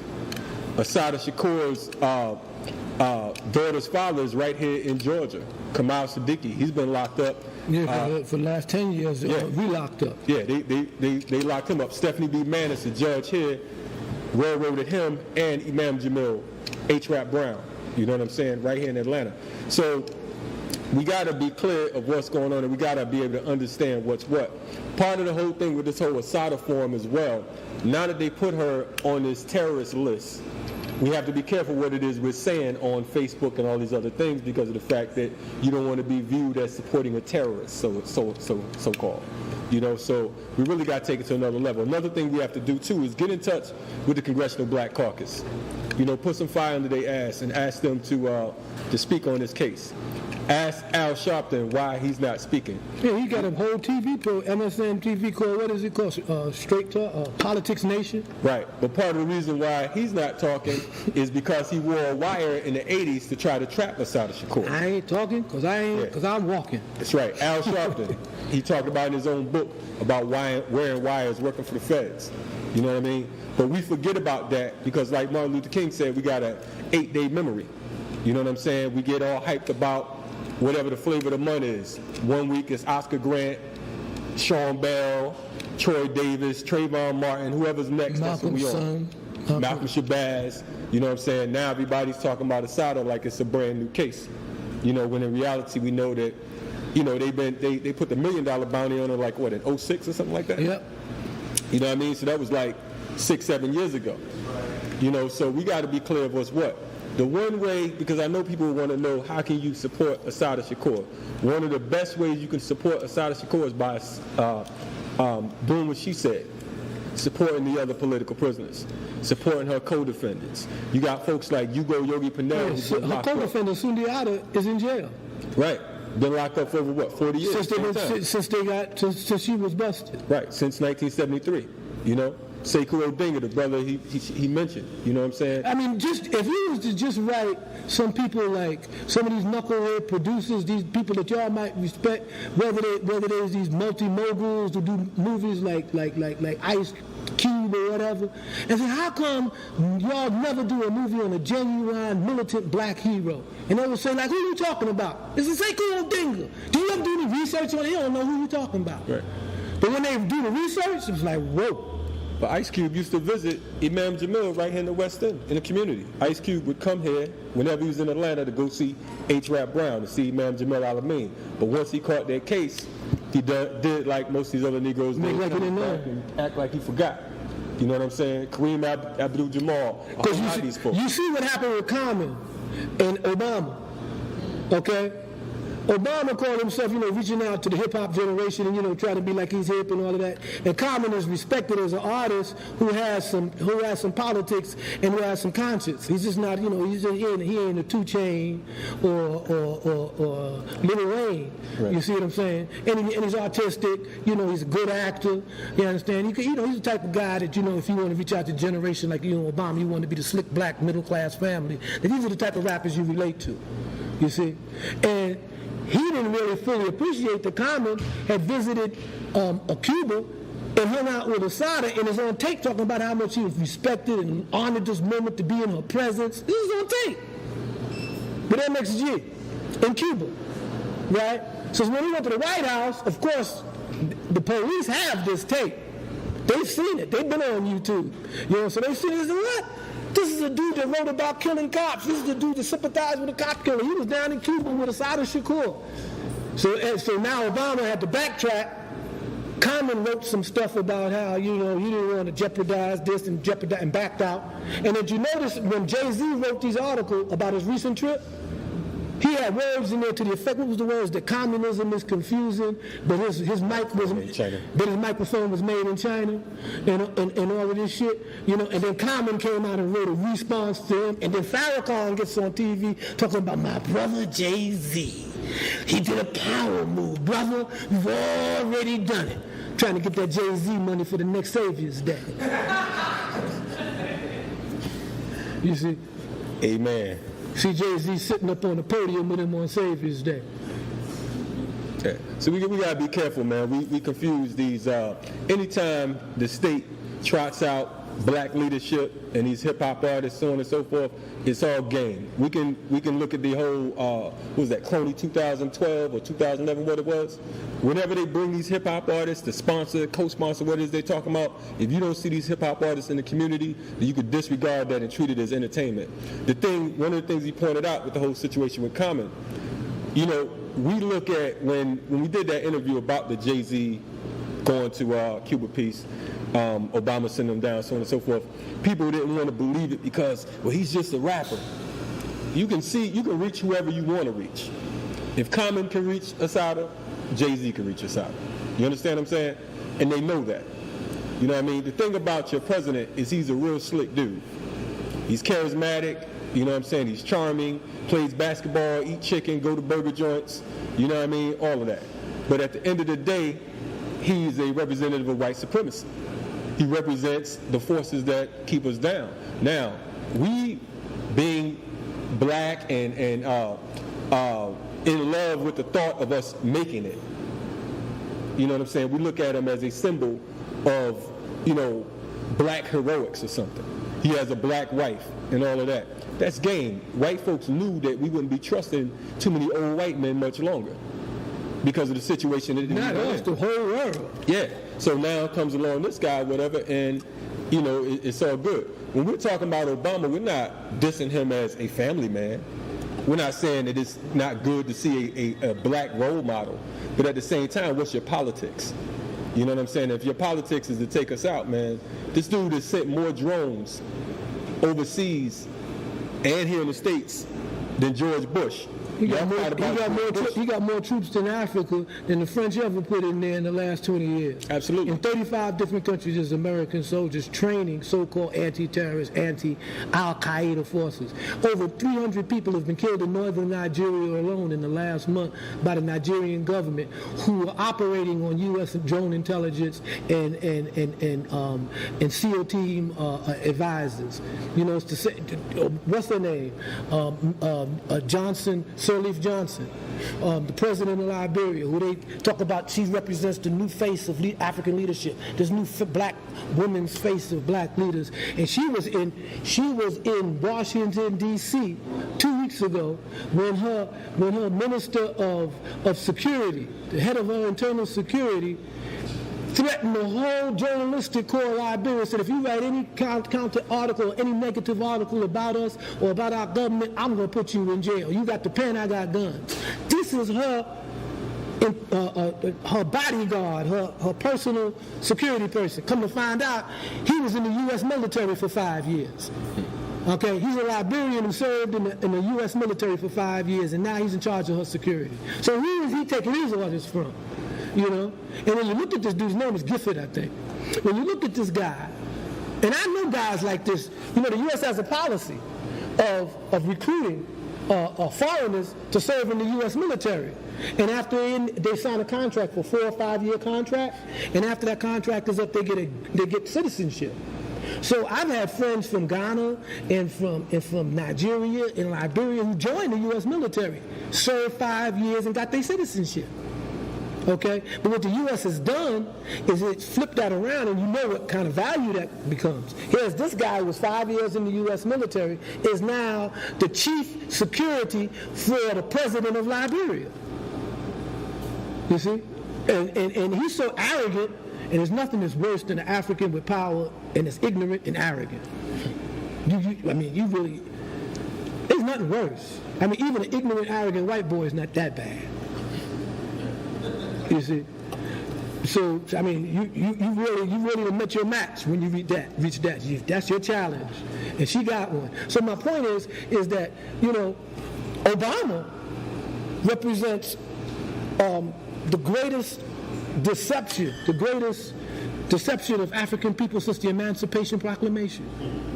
Serious, historically, he does. And black folks are going to feel it in spades in the next 36 months after he leaves office. I mean, they're going to feel it now, but they're feeling it in spades. Everything that he's done, we would have never allowed the cracker to do this. We would have been up in arms talking about how these are the last days of black folks. We're going to be exterminated and all. We would have went crazy by now. Okay? If there was a white boy sitting up. And it's the same thing with the rest of the world. You had more people celebrated internationally about Obama being elected than we did. People were dancing in the streets in Paris. People was talking about, Africans was talking about how this was the first African president and how everything was going to change. Even Muslims was saying, oh yeah, cool. He undercover Muslim anyway, right? I mean, he got a name like Obama, you know, Hassan, Hussein, or whatever. So everybody had this expectation. I mean, and then we knew what was going to happen because he got the Nobel Peace Prize and he ain't never did nothing. He was only in office 30 days, got the Nobel Peace Prize. We knew right then he was going the same way as Mandela. He was going the same way as Lee Duc-Tho. He was going the same way as Anwar Sadat. All of them got a Peace Prize in partnership with a piece of shit. I ain't gonna miss my words. I'm sorry. That's what they was. Kissinger got a Nobel Peace. Henry Kissinger got a Nobel Peace Prize. They couldn't give it to him by himself, so they had to hook him up with Lee Duc-Tho, the head negotiator of North Vietnam. Why? Because they negotiated the geopolitical watershed, the end of the Vietnam War. That was so important geopolitically to the West that they had to get a Peace Prize for it. De Klerk and Mandela. They couldn't give Mandela the prize by himself, because that would have been saying too much. He was the leader of an armed underground. He was in prison. He led a liberation movement that was black. You understand? They had to prove that, that once this power was transferred, white folks were still welcome in South Africa, and that you didn't have to worry about power changing at all. And it didn't change. The ANC that we thought was a liberation movement, and that I said a long time ago was a bunch of lawyers who were forced into a liberation struggle, and once they had an opportunity to legally become lawyers again, that's exactly what they did. And all of them old ANC cronies, they're all billionaires now, all consultants. 85% of the land that belonged to white folks that was taken from Africans still belong to white folks. It still is producing the diamonds and the gold that black folks don't control. So that's why Mandela got a Peace Prize along with de Klerk, to make sure that South African experience worked. And then we had the other one, Menachem Begin, who was a terrorist, who led the Irgun, who blew up the St. David's Hotel and killed dozens of British citizens. Okay? Got a Peace Prize with Anwar Sadat. Why? Because Sadat was the only knucklehead to go and sign a peace treaty with Israel. And that's what he did that ended the paradigm of power in the Middle East. And if you remember Andy Young, remember when he was the ambassador to the United Nations? And remember when Jimmy Carter kicked him, fired him because he had initiated a back-channel dialogue with the Palestinians? And he initiated a back-channel dialogue with the Palestinians, and it wasn't authorized because the Jews said there could be no dialogue with the Palestinians at that point. Okay? And so he was fired. Okay? And at that particular point in time, the U.S. government had decided, and we understood that Andrew Young had become a charter member of what? The Trilateral Commission. Remember? All that about the Trilateral Commission and Carter. Remember all that stuff? Well, go back and read it. Read the Trilateral Commission's report on the Middle East. And what it said would be a solution to the problem in the Middle East. It said that the Middle East, Israel was surrounded by hostile Arab powers. The three primary powers were Syria, Egypt, and Jordan. And that one of these powers had to be knocked out of the equation because Israel could not fight another war on all those fronts. And that they had to remove one of these powers from the equation. All two of these powers were clients of the Soviet Union. And they had to win over one of them from the Soviet Union. And they went after Egypt. They went after Egypt because of Abdel Nasser and the concept of Pan-Arabism, which he helped foster. Which the Arab unity, which wasn't anti-black, which wasn't anti-Sub-Saharan. It was anti-imperialist. Because you got to remember, the imperial powers to the Arabs weren't Africans. They were the Turks and Europeans. You see.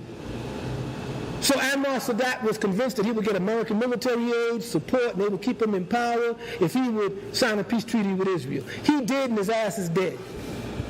But they gave him a Peace Prize, a Nobel Peace Prize. So we know that the Nobel Peace Prize was always given to people at a certain point in time where it was important to pull the wool over everybody's eyes about how things had changed when in fact they didn't. And that's why Obama got a Peace Prize, and he's been at war since. Obama's been waging war ever since he's been the president. How does a world president get a Peace Prize? Yeah, and then when did you read Obama's acceptance of his Peace Prize? He talked about justifiable war. If Martin Luther King was alive, he'd have rolled on. Listen. If anybody, go read King's acceptance of the Nobel Peace Prize and read Obama's. There was a man who's accepted the moral and ethical responsibility of being an international representative of peace, a symbolic representative of what a better world could be. Read his Nobel Peace Address. And read Obama's, where Obama's talk about sometimes we got to take up arms against tyrants and people like Hitler. It was, we got to remember America fought against Hitler. And they always bring up Hitler. But they don't bring up this motherfucker was a Christian. And that he was a Christian and he didn't believe in Christianity as it did. He was in some occult, Germanic, Beowulf shit. He was on some dark forest, werewolf shit. You understand? His top units had death heads and wolves on them. And this is a European now. You see what I'm saying? And he's going to trot him out to compare black folks and black people fighting for their liberation to this guy. He's going to hold the Iranians responsible for 6 million Jews killed and 12 million other people killed in Europe. You're going to hold everybody. I mean, it was like the Palestinians that did this. And if you look at the specials, they have a special on the Sheikh from Jerusalem, okay, who called for war against Israel and who collaborated with the Nazis in World War II. And they used this to show how Palestinians were really Nazi neophytes. They really were undercover Nazis. Because the Grand Mufti of Jerusalem, wanted his land freed from British occupation.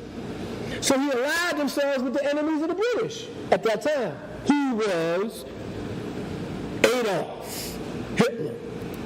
Couldn't get no more enemy of the British at that time. Homeboy was banging them. And so the Mufti of Jerusalem said, okay, this is a way we can get rid of these British. So I'm down with Hitler. Yeah, I'm down. And Hitler said, not only I'll help you, I'll finance, you can form a whole brigade of Muslims, jihadists, to fight the British. So give me the money, give me the training. Yeah, I'm down. Of course, Hitler lost the war. The Mufti became a Nazi. He's portrayed as a Nazi. Look up the Mufti of Jerusalem. You have every Muslim in the world today denying that the Mufti was a Nazi. They've been painting history to make it look like this man who allied himself with the enemy of his enemy was in fact a dyed-in-the-wool Nazi who agreed with throwing Jews in the oven. Now he was down with that. The only reason he couldn't do it is because the others wasn't there. They was in Europe. But if there was an oven there, listen, I'm down. That's how they tried to portray it. We got to wrap up. Okay, man, we out of here. Yeah, I hope you all learned something today and got some questions answered. Due to time, we may have to do it again someday. I don't know if we'll be invited back. Dhoruba's known for... But I just want to say about this venue, I don't know who owns this venue, this market. This is a beautiful spot. I didn't even know it existed. And I'm lusting after all of this stuff in here, especially the food back there. And yeah, I'm glad I had the privilege to be here and to be able to be in your spot, sister. I really do. With that being said, make sure you support Boxcar Grocery and support some of these other African-owned businesses in the community. Because the only time we boycott, people always talk about we're going to boycott something when it happens. But you boycott black stores all the time by not supporting them. You know what I mean? So try doing that sometime, you know? We thank you all for coming out. Zara, have something to break down on us? Real quick, is there anything that